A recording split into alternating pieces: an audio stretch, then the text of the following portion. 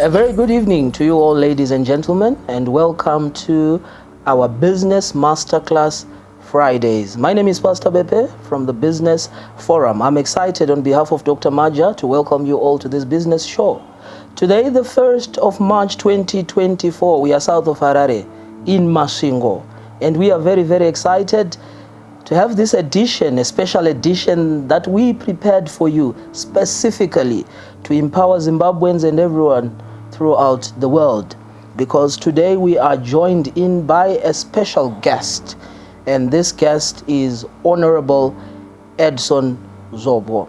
He is a member of parliament, he's an avid lawyer, he's also a serial businessman who has run several businesses throughout Zimbabwe. Honorable, welcome to the show. Good evening, Pastor. Good evening, esteemed viewers. My name is Edson Zvobgo Jnr, and I myself am a beneficiary of transgenerational change, wealth creation. As you know, the textbooks define transgenerational wealth as the transfer of physical assets such as property, jewelry, shares, and other physical items from one generation to the other, cash included. But if this is the definition, then it's a definition which I believe is incomplete, because it does not take into account the reality of ideology, the process of the thinking behind the wealth creation.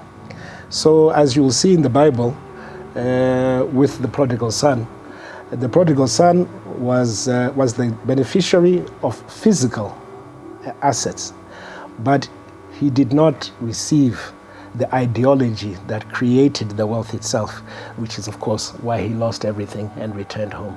So the proper definition of transgenerational wealth transfer should always include the issue of ideology if it is to be successful. Oh, very interesting. Then, thank you so much, Honorable, for raising that particular aspect. You know, we normally share with friends and family, and we talk about transgenerational wealth, and we really miss the fact that you mentioned today about ideology. When we were selecting, we were led here by the general populace. They said, for this particular topic, you really need to talk to Honorable Zvobgo on this one. And you out there, you just quickly spotted it out and said it's an issue of ideology. Would you care to share more on that particular subject? No, thank you. I will try. I'll try to do justice to the subject. I am really honored that Dr. Maja chose me for this topic. Maybe this is why he chose me, because I myself am a beneficiary. But to get back to the subject, what is the difference really between wealth and being rich? Being rich and being wealthy. I think that is itself is the difference. Ideology. A person who is rich has assets, has cash on hand, but they can never be wealthy without the component of ideology. What is the purpose of these assets? What is the meaning of it? In the Bible, it will teach us that man has a purpose, man has a mission. The purpose and the mission is not to enjoy and going to Dubai and buy an endless amount of cars and luxury and enjoy. No, that is not the purpose. And that is usually what happens when a person has assets and money without ideology. It becomes a merry-go-round of pointless and meaningless activity. But if you add in the element of ideology, if you add in the element of purpose, serving the greater community, serving the nation, serving others, then that person who was only merely rich becomes now wealthy. Honorable, you are a wealth of knowledge. Please forgive me, viewers, I have to be writing my notes here, because the things that will be shared in this particular show really are going to blow our minds. You say there is really a difference between riches and wealth. And you mentioned that the interesting aspect there is ideology. Ideology. That's what I believe. You cannot be wealthy without ideology. You can be rich, you can amass a fortune, you can have all the cars and all the assets in the world, but you don't have a purpose. Ideology is purpose. Wow. Yes, and you receive it from one's parents and from the community around you. What is the purpose of wealth accumulation, if not to the service of others? Yeah? If it's only to aggrandize oneself, then one is merely rich. Wow. If you really want to be wealthy, you have to have a purpose, and it's in the Bible that a man must have a purpose, and the purpose is to save the greater community and to save the greater good. Without that, the accumulation of riches is meaningless. Oh, wow, wow. Today we are really going to to get a lot from today. From the viewers and from people joining us all over. I will take questions for Honorable, and then we could, then at the end of the show, perhaps we could stream live Facebook, social media pages, where we will be texting our views over it. We will post them to him. We'll get feedback, and we will. Honorable, I would like to point out very interesting questions. You know, I did structure them so that we get to really tap from this particular wealth that you have. There's always an interesting question when people try to choose a leader. Remember, we're talking about transgenerational wealth. It means from one generation to the next generation. How do we choose a person to take over a business or a family business? Well, of course, you do it in cooperation with others. Family is a family. It's something that you discuss.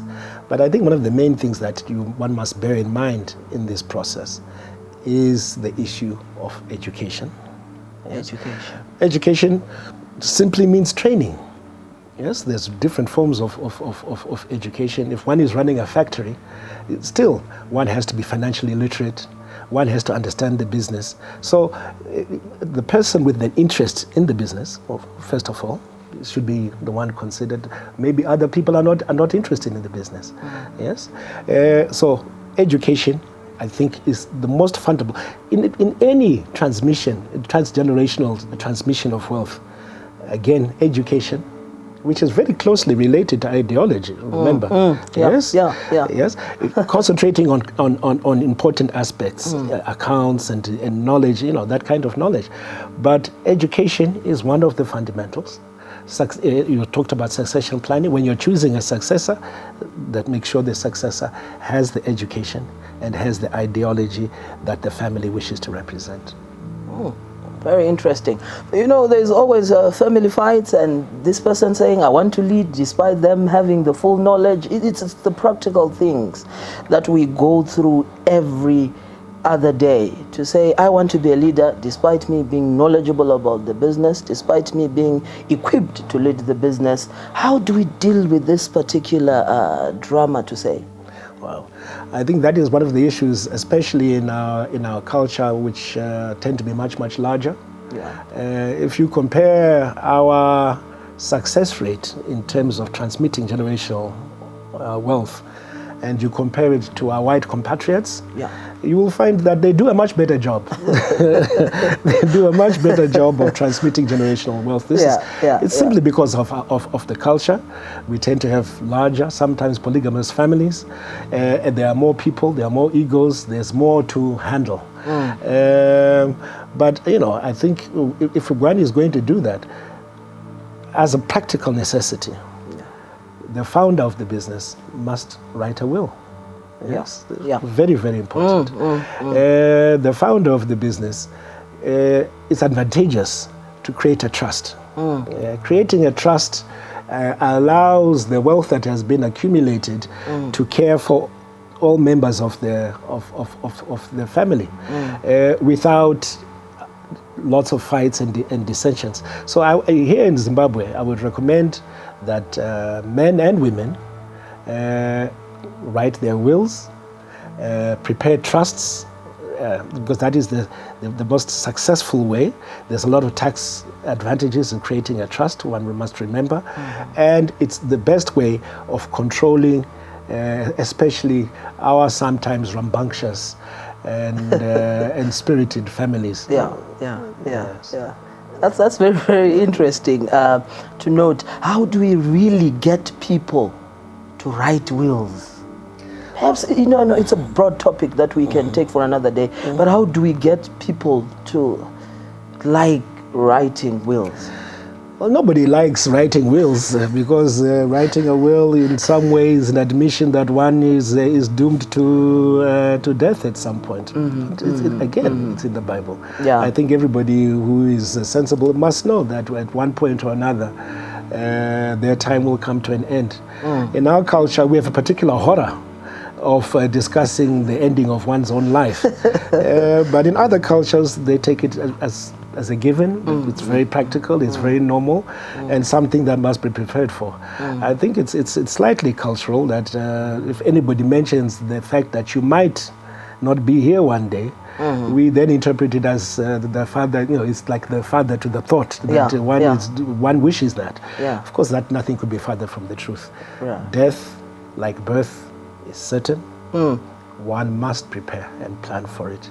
If one is going to be practical, if one is going to lead and take care of one's family, you must accept that fact and plan accordingly. Wow. It's something that we should all talk about within a family. I understand when a wife asks her husband, write a will, he immediately becomes horrified. Why are you saying that? Why do you want to write a will? But it's obvious that at one point or another, whether you like it or not, one day you will not be here. Your father one day is not here. Your grandfather is no longer here. You are somebody's ancestor. So one day you yourself will not be here. Practical, common sense. Let's act on it. One of the reasons why this issue is very, very important is because if life is a race, we all want our children to have an advantage in the race. Wow. It is said, you have to take that again, Honorable, please. Take that again. That's very, very important. Yes. If life is a race, we all want our children to be ahead in the race. We want our children to be ahead. Wow. To start the competition. Wow. It is said that our ceiling is our children's floor. Where we end, they begin. In a spiritual sense. Forgive me, viewers, forgive me, please forgive me. I'll be taking down notes. There's something deep that has been said here. Our ceiling is our children's floor. Wow. To all the viewers that are joining us from all over the world, we are talking about transgenerational wealth, and today we are joined in by Honorable Edson Zvobgo. He's a wealth of knowledge in this regard and is sharing to us how we need to make sure that our children, as he has exactly said in his previous words, have an advantage in this particular race. Honorable, before we go for a break, just now, this is a legacy thing. How can one protect the legacy? In our case, I have to go back to the issue of ideology. If you have a purpose, my parents had a purpose. They did not go to war simply for the sake of going to war. They went to war for the greater good, to serve their country, to serve their community. So if one has that ideology, which is, again, remember, is the difference between being rich and being wealthy. The wealthy person is the person who has a purpose. In other words, a person with an ideology. How do you protect the legacy? Is to maintain the ideology and transmit that mode of thinking to one's own descendants. Pass it on to the next generation. If you pass it on successfully, you have protected your legacy. Wow. Ladies and gentlemen, we are going for a short break. Remember what has been said by Honorable. This is how you protect a legacy, the issue of ideology. Join us after the short break.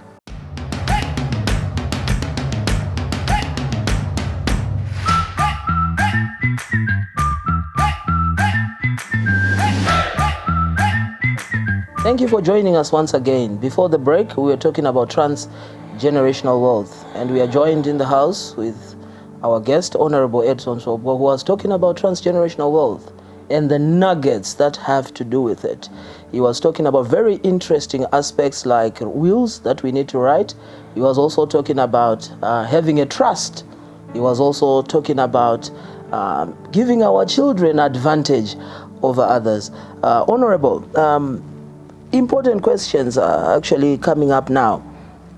How do you manage to separate the business from the family? I think that's actually very, very important. I think one of the ways to do that is to create institutions within the business. You must have a proper board of directors.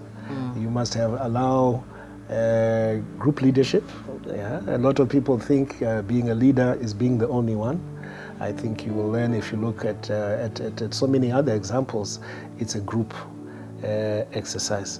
But I think one of the ways in which you separate the family from business is by having the proper institutions, yeah?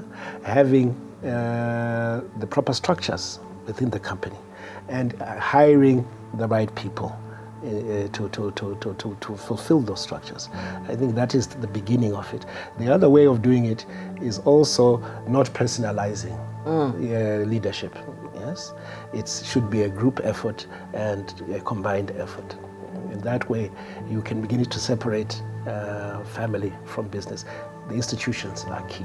Yes. I also run a business, Honorable, and the problem was my young brother wanted to be involved in the business. And this is very critical for most people. Like from a church perspective, you want to take somebody from church to run a business, you want to take somebody from your ethnic group, from your race, from your different views about it. How do we make sure that these family issues do not interfere in the running of the business? Well, let us be objective and recognize that other cultures tend to have much more success in the transfer of generational wealth than we do. Yeah. What are the factors that hinder us? It's a cultural hindrances. We have larger families, often polygamous, which means that there are more people and more egos to satisfy because of the polygamous families. We have a particular horror of death. No culture celebrates death, but our culture tends to be more horrified with it than others. Therefore, talk of wills, talk of succession is usually discouraged because of that. So these are the impediments. Right. The other issue is way of dealing with it is education. If your child is a medical doctor, if your child is a successful accountant, they don't have to be part of the family business. They can explore and do something that gratifies them. They have reached a level where they are independent, really, of the family business, and they can, follow other pursuits. It only becomes an issue when a lot of you are in one place, there's not a lot of education, there's only one source of wealth. So again, the key is to have as much education as possible, which allows people to go to other companies. You can be a bank manager, you can go elsewhere and do other things. It's not really necessary for everybody to be in the company. And the reasons why people gravitate to the company is because they have limited opportunities, limited choices, and those limited choices are usually caused by limited education. Quite interesting, because we really see a brother coming in, says, I want to run a business, without being properly equipped, without having the adequate knowledge. What's your view about a son coming into a business, just wants to be CEO of that business, has not even worked in any peripheral or lower jobs?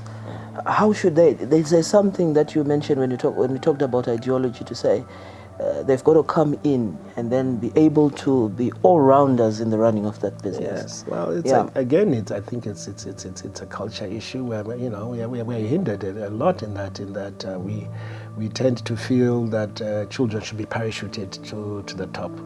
But in other cultures, our white compatriots, you find that their children go to work at the company business very, very early, at a very, very young age. They climb the ladder every step of the way. They're destined to succeed, of course, but they're given exposure to all corners of the company. Right. And so that when they do get into a managerial position, they know exactly what is happening in every corner of the company. Transgenerational transfer of wealth. Like I've said, I myself am a beneficiary. And I'm proud to be one, because we should all be beneficiaries of transgenerational wealth transfer. The more successful we are, our children will also, hopefully also, be beneficiaries. It's important because, like I've said, it allows your children an advantage in life. Right. If we look at the United States, you will find it's very interesting because there you can see the comparison between black and whites. Whites are growing wealthier with every generation. Why? Because they write wills more often, they bank their money more often, they take their children on a high educational level more often. They do the right things, more of the right things. They do more of the right things more often. And so you can actually see in one society a gap in wealth, which has really nothing to do with one's own efforts, but because where they started from. Right. Where did you start from? So the better we do, the better our children will do, and hopefully their children's children. Wow. That's mind-blowing to say the better we do, hopefully, the better our children will do, and we are able to propagate generational wealth into each and every generation, and we are able to do better. Honorable, what happens when we get to a generation of lazy people? Your generation has done well, your children have done well, but there is a generation that really doesn't want to put in the real hard work. Yes, that is always supposed to be one of the dangers of the transfer of transgenerational wealth. Yeah. But again, that can be avoided by our first principle, ideology. Wow. Ideology is the cure to that. We all know that you have to have a purpose in life. Yeah? And money without that purpose, which we call ideology, that is where you have people who are wastrels. That is where you have people who do nothing, who consume what others have worked for and accumulated. And they are proud to do so. The issue was their assets were transmitted to them, but the ideology was not. Wow. The cure to these ills is ideology. To our viewers there, I'm excited about this particular segment that we are on, where Honorable is talking about having youth that are actually not consumers but also producers. You understand the fact that he mentioned something very, very interesting and said we don't have to be more of consumers, but then we remember our ideology, the way we were taught, the way it was imparted into our lives. Honorable, there is a gender issue. It goes without saying. Men and women in transgenerational wealth. What's your view? I believe that the current policy that we are pursuing here in Zimbabwe, promoting the girl child, is not only a slogan, it's something that actually helps us as a society. If you look at the societies who discriminate against women, who put barriers in front of women, you will see that the economies grow less, grow slower than countries which allow women free access to education and management and leadership positions. Why? It's because the talent is evenly distributed across the whole population. Wow. So if you are only using one half of your population, the male population, you're fighting a battle with one hand behind your back. You're only using half of your resources. Right. So if you're using half of your resources and somebody is using their full resources, the odds are not in your favor. Wow. Wow. So I do think that gender should not be an issue. It might be an issue if it's talking about actual physical labor, maybe digging roads and so on. But on an intellectual level, why should you put impediments? And why should you limit yourselves to only one half of your population? It makes no sense. Wow. Wow. So we need everybody to make sure that we push this agenda for transgenerational wealth. Honorable, it's just a time limitation. Why is it important to have transgenerational wealth? Well, I think it's important because we all believe that our children should live better lives than we have led. I cannot find a single parent who does not want their child to live a better life than they themselves have led. It's the wish from white parents to black parents to Indian parents to Greek parents. Every child wants, every father or every parent wants their children to have a happier and better life. Wow. This topic is the direct cause of that actually happening. If we say to ourselves that in 100 years, we will be able to look out through the eyes of our children and or our children's children. Let's make sure that we look out from their eyes from a nice hotel rather than from a park bench. Wow. Wow. We want them to prosper because they are us in the future. Yes, I think that is the issue. We could spend the whole day. Honorable is very loaded, but because of our time, Honorable, what are your last words on transgenerational wealth? Your encouragement to the youth, to the nation, to business owners in Zimbabwe and beyond? Have a sense of purpose. Have a sense of purpose. The accumulation of wealth surely is not an ideal in itself. One would think so if one reads the social media, that the whole purpose of being alive is to accumulate as many motor vehicles as possible, to accumulate as many houses as possible. But surely one can only live in one house at a time, and one can only drive really one car at a time.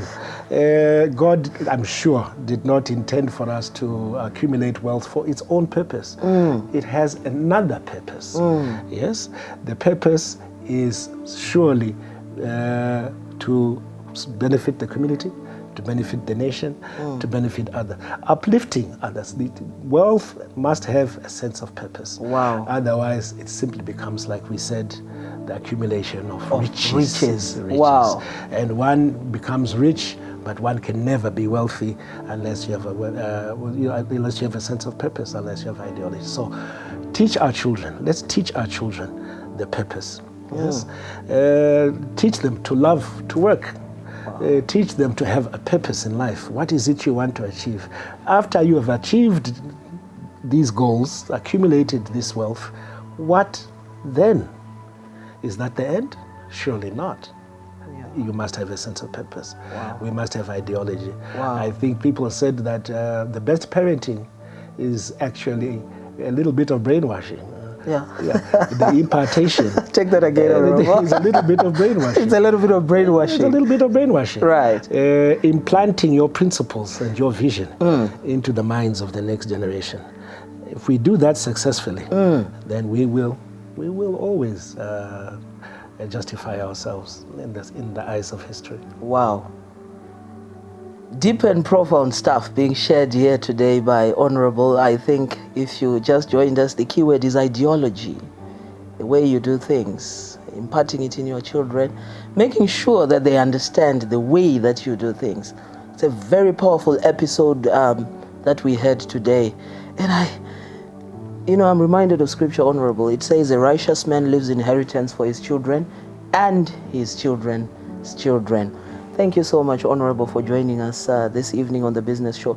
It was a pleasure. Thank you for taking time. We really appreciate you. We hope to meet you again in the next episode. Thank you, Pastor, and thank you, esteemed viewers.